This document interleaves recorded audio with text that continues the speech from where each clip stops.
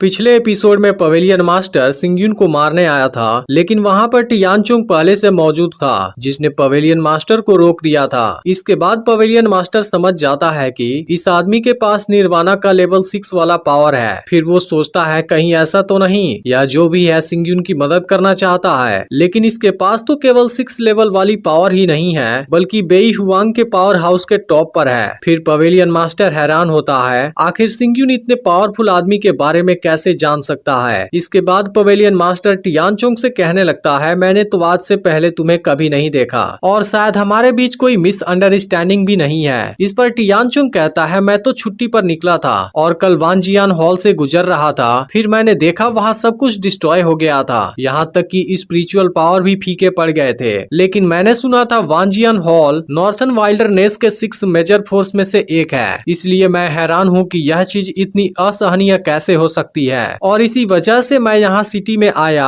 मुझे उम्मीद नहीं था वानजियान हॉल की बिल्डिंग इतनी कमजोर हो सकती है। फिर आगे कहता है, इसमें कोई भी हैरानी की बात नहीं है कि जोंगमेन की मैनेजमेंट इतनी असहनीय हो सकती है। इस पर पवेलियन मास्टर कहता है, क्या तुमने जो कहा वो बिल्कुल सही है। यह सुनकर टियानचोंग कहने लगता है, मैं लेवल 6 वाला एक निर्वाणा जीनियस हूँ, क्या मैं तुमसे झूठ बोलूंगा। मैंने तो तुम्हें मारने की कोशिश नहीं की थी, लेकिन अब तुम्हारे इन घमंडी बातों ने मुझे परेशान कर दिया है, इसलिए तुम अब मरने के लिए तैयार हो जाओ। इसके बाद टियानचोंग पवेलियन मास्टर पर एक बहुत पावरफुल अटैक करने जाता है, लेकिन अब पवेलियन मास्टर भी इसके लिए तैयार हो जाता है और फिर अपने चारों तरफ एक शील्ड लगा लेता है। लेकिन अब टियानचोंग जैसे ही इस पर अटैक करने आता है, पवेलियन मास्टर तुरंत यहाँ से भाग जाता है। इसके बाद टियानचोंग इसको पकड़ने की कोशिश करता है, लेकिन पवेलियन मास्टर बहुत फास्ट स्पीड से भाग जाता है और अब टियानचोंग उसका कुछ नहीं कर पाता। इसके बाद टियानचोंग सिंगयुन के पास आ जाता है और कहता है कि पवेलियन मास्टर निर्वाणा लेवल के 3 पर है, उसे मार क्यों नहीं देते। इसके अलावा वानजियान हॉल का सिचुएशन भी जानबूझकर रिवील कर दिया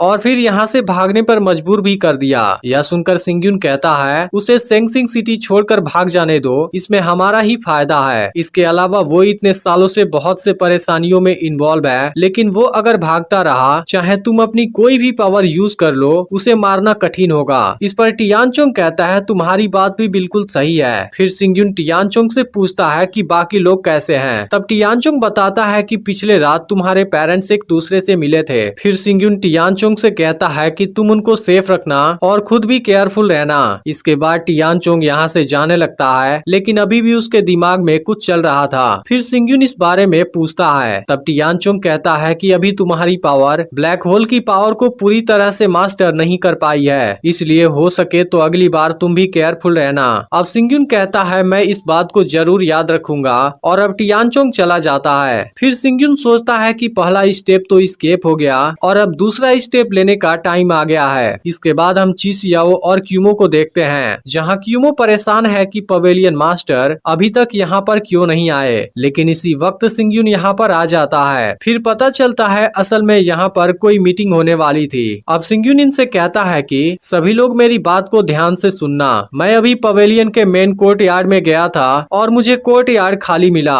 फिर सेंगसिन सिटी के डिफेंडर से पता चला कि पिछली रात को पवेलियन मास्टर यहाँ से जा चुके हैं और उनके अनुसार वो वानजियान हॉल के लोकेशन की तरफ गए हैं। इसलिए मुझे लगता है कि पवेलियन मास्टर के वहाँ जाने के पीछे जरूर कोई वजह होगी। और अब रिसोर्स के बंटवारे की बात है तो मैं रिकमेंड करता हूँ कि इस बार मैं इसका इंचार्ज बनूंगा। इस पर आउटर गेट का एक एल्डर कहता है कि यह अपॉर्चुनिटी तुम्हारे ही वजह से मिल पाई है, इसलिए तुम्हारे इंचार्ज बनने से किसी को कोई प्रॉब्लम नहीं होगी। तब चिसियाओ कहने लगता है कि मैं भी इसकी बात मानने के लिए तैयार हूँ, लेकिन सिंगयुन अभी भी बहुत यंग है, इसलिए मुझे लगता है पवेलियन मास्टर के आने से पहले कोई भी डिसीजन नहीं लेना चाहिए। फिर क्यूमो भी कहने लगता है, अगर पवेलियन मास्टर यहाँ पर होंगे तब और भी अच्छा होगा। इस पर सिंगयुन कहता है कि अगर पवेलियन मास्टर 3 दिनों के अंदर सिटी में वापस नहीं आए, फिर यह रिसोर्स का बंटवारा कैसे हैंडल होगा। इसके बाद सिंगयुन चिसियाओ से कहने लगता है कि तुम रिसोर्स के बंटवारे के बीच में हर जगह पर दखल अंदाजी कर रहे हो, फिर भी आज जो कुछ भी हुआ उसके बाद सभी एल्डर एकत्रित हो गए हैं, लेकिन अगर फिर भी तुम अपनी आदत से बाज नहीं आए तब यह चीज तुम दोनों के लिए बहुत बुरी होगी। फिर भी तुम दोनों के होने से कोई भी फर्क नहीं पड़ता।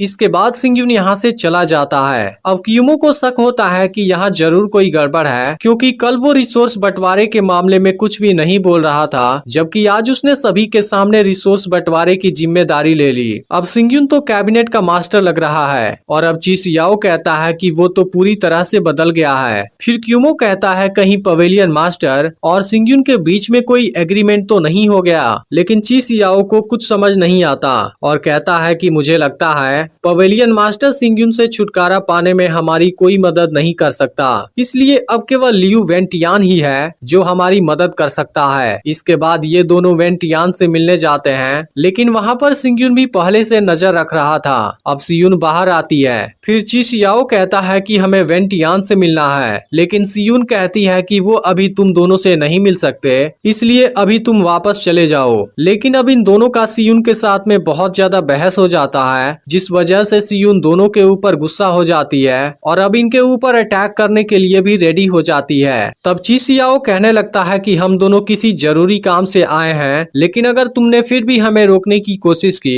तब इसका नतीजा बहुत बुरा होगा। लेकिन तभी वेंटियान इन सभी को शांत करा देता है और फिर नीचे आ जाता है। फिर इसे देख सिंगयुन कहता है आखिरकार मैं लियू फैमिली के पुराने मास्टर वेंटियान से मिल गया। और इसी के साथ एपिसोड एंड हो जाता है, जिसका अगला एपिसोड ट्यूसडे को रिलीज होगा। लेकिन अगर आपने पिछला पार्ट मिस कर दिया फिर लेफ्ट वाली वीडियो को जरूर देख लेना।